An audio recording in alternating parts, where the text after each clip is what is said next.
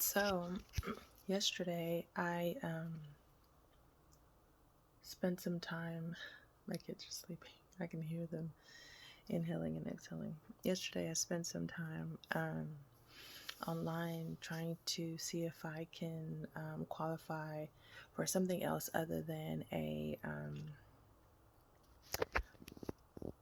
divorce.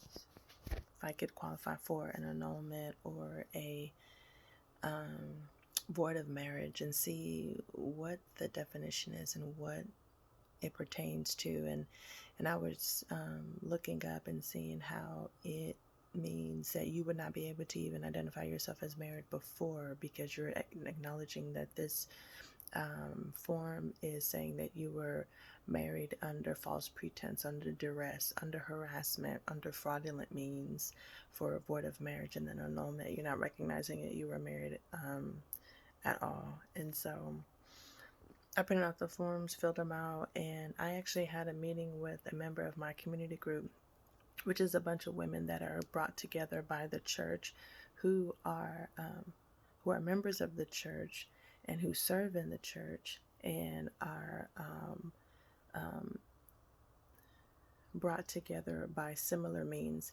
And our similar means is that all of us are desiring to abide in God and God abide in us, and we are married and have children, but our husbands don't attend or aren't pursuing God, or aren't, or who don't attend or aren't or are not believers.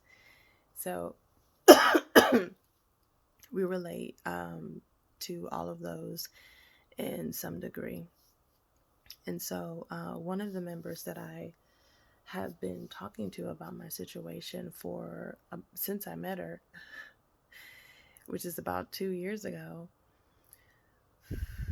I met her at the church. I met her because I was running late to join a women's Bible study, and I met her in the hallway, and I asked her a question, and she was like, "I don't know." And we kind of ran. She was running toward a direction that was going to make a left, and I was running toward the direction where I met her, and I was going to make she was going to make a right, and I was going to make a left, and she was just like, "Well, let's just find out together," after I asked her that question. And so she was like, "Just join my group," and I was like, "Cool." And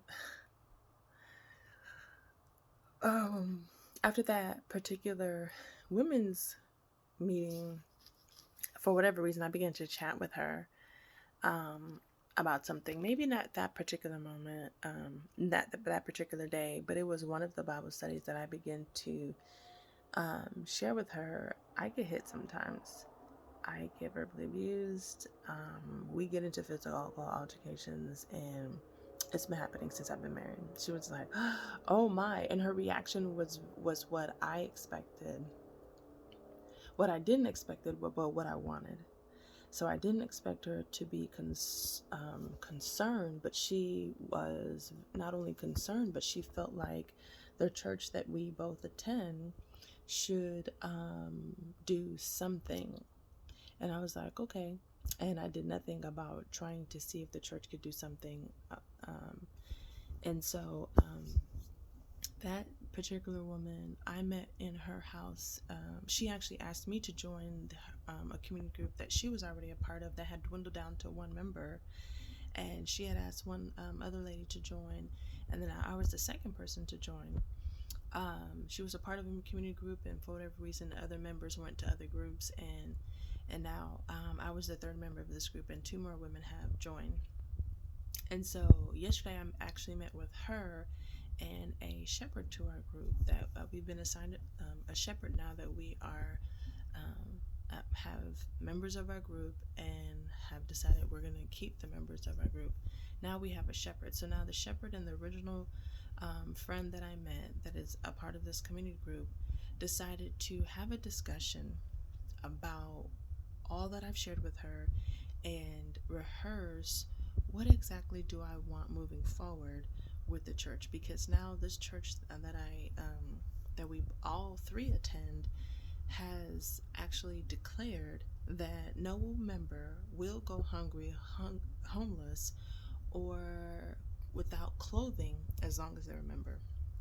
And so it's been said from the pulpit by the preacher, by the pastor. And so we wanted to meet with individuals in the church concerning that statement that has been made, from the pulpit several times. So we met yesterday in her house, and she went over with me that she feels like I have PTSD. She felt like I'm stuck in the event, and I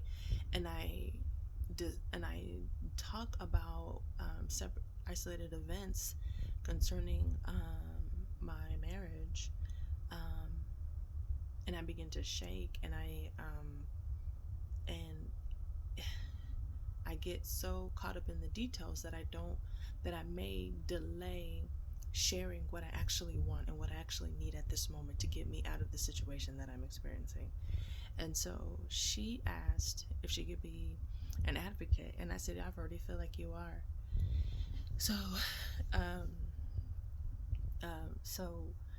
what we decided was to, for me, she was the one that actually asked me to write down 10 things that I should ask of my husband if he would want to work together. And I sent that list to him, and he decided through text that he would. But then when I came to visit my children the Sunday after Thanksgiving, he said no, that he's not going to do anything. He had changed his mind and said that if you're going to stay away, then I'm not going to work. But I felt like if I stay separated and still continue to hear from you through phone and meet with you in counseling and meet with you in church, then I will see that you do want something. Otherwise, it's going to be revealed that we are married because of my energy, my input.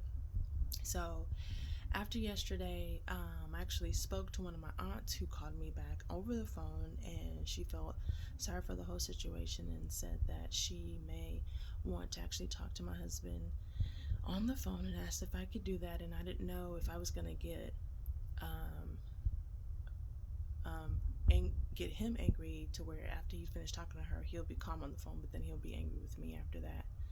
So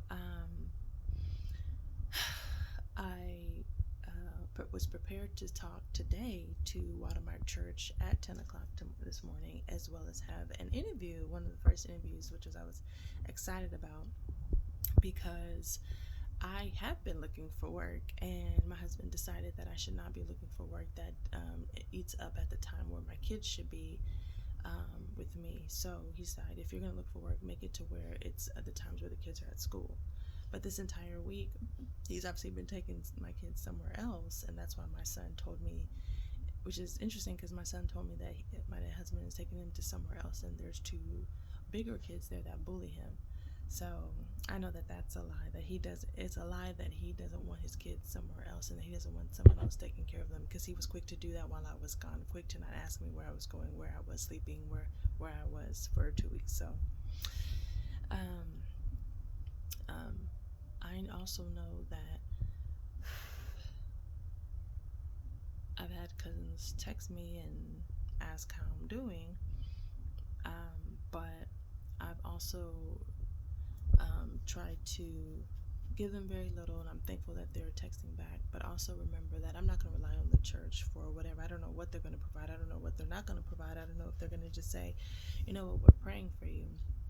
So looking for work is the beginning of what I'm trying to do to stay on top of what I want, what I need to do. So, and I don't think it's going to contradict or impact or impede whatever the church would like to do on my behalf. So that's what I had decided, and I continue to inquire, and thankfully I did get an interview today. So I'll share more about that.